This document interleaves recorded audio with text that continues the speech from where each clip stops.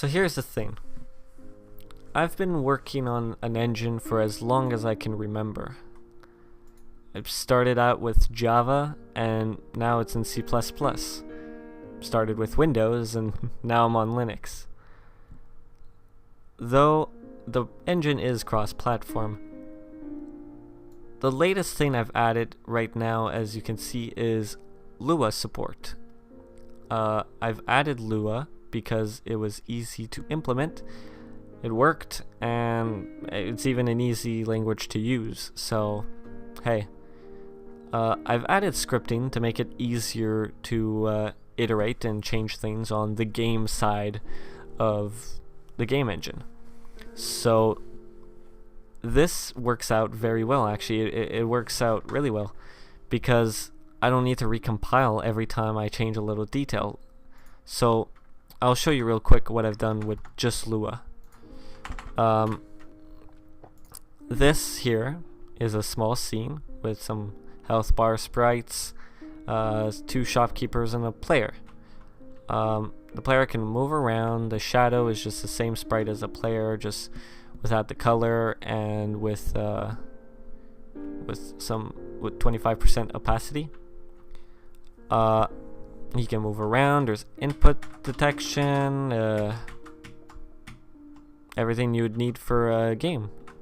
I even added a inventory system, and I can add some red health things, some blue armor stuff. Who knows what they are, but I can add them wherever the cursor is, and I can remove them just as easily. And it follows the player because that's cool, right? I've also added 2 shopkeepers. These shopkeepers are cool because you can interact with them. It zooms in and it shows you a list of items they have. Though I've not added items yet or the price, but that's what would be there. You'd have all the items and you have all the prices. Yes. If you walk away, it unzooms. So like if you're yes. And you can interact with the other one just the same. It's just the same script. So there you go. This was 100% done with Lua using the C++ engine. The engine will look for main.lua and load it. It'll run the initiate function, and that's where you start programming, basically. Main.lua init. So I can load a few textures. I create an entity. I set it as a tag player. I give it some size, a position, add a few components such as the script and the inventory, which are separate Lua files, which is cool. Yeah, I also added the 2 shopkeepers, named them different things. And I set them as interactable, which you'll see why in a second. Now, it was really hard to get 2 scripts to talk to each other. So let's say when I communicate or interact with the shopkeeper, script.lua needs to interact with shop.lua, but I didn't know any easy way to do this. So I created this. You go through a for loop for every children of the parent game object. It's kind of like a hierarchy. I look for every child that has the tag interactable. If it does, and you press the interact button, it will what have I done? It will send an event to that entity called interact with data toggle. This event system is a work in progress, so it's not perfected yet. But if you go into shop.lua, I have a receive event function over here, which contains the sender to type in the data, which is an entity and 2 strings. I check if the type is interact, if the data is toggle.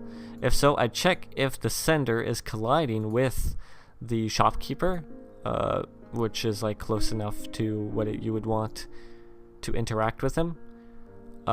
And if everything checks out, I set shopping to not shopping.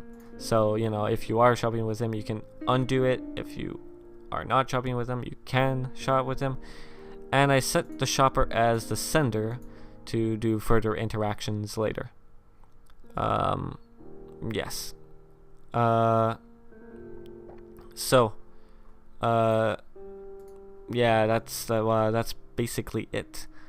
If I go into the C++ side of things, this is the game where I'd usually do the init stuff, the initiation stuff, but I now do it in main.lua instead of doing all this crazy stuff, crazy C++ stuff.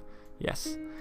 So I create this seed entity that loads main.lua wherever the executable is, or wherever it's being executed from, actually. So right now it's not where the executable is, but it is where I'm executing it from. And this is just a Lua component which takes in the script and the entity root, which is, yeah, never mind. And then I define everything using a library called LuaBridge, I think it was.